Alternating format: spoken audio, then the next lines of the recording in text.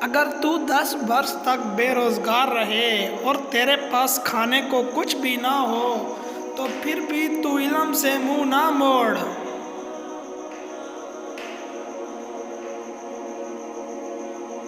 سب سے بہتر اور عزت کا لقمہ وہ ہے جسے اپنی محنت سے حاصل کیا جائے۔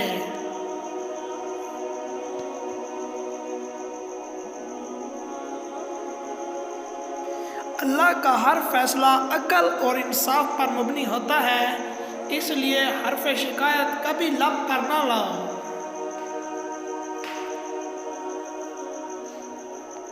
دنیا کو پالنا کوئی برائی نہیں، لیکن جب دنیا کو آخرت سے بہتر سمجھا جائے تو پھر یہ دھوکہ اور خسارہ ہے۔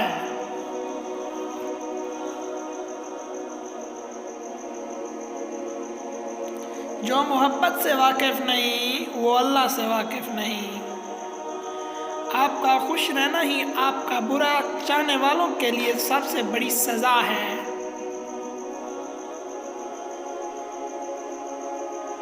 جس رفتار سے تیرا مرض بڑھتا چلا جائے تو اسی رفتار سے اس کا علاج کر۔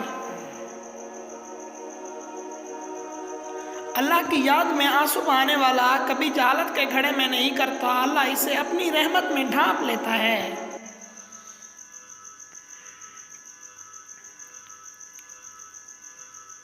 ہر کام میں دوسروں کا سہارا ڈھونڈنا ایک بہت ہی بڑی بے عزتی ہے۔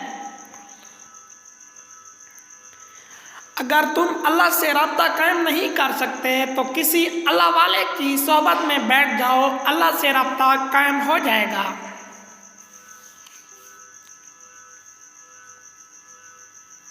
جب دولت قریب آتی ہے تو دروازے پر سائل اور خواب میں دولت نظر آنا شروع ہو جاتا ہے۔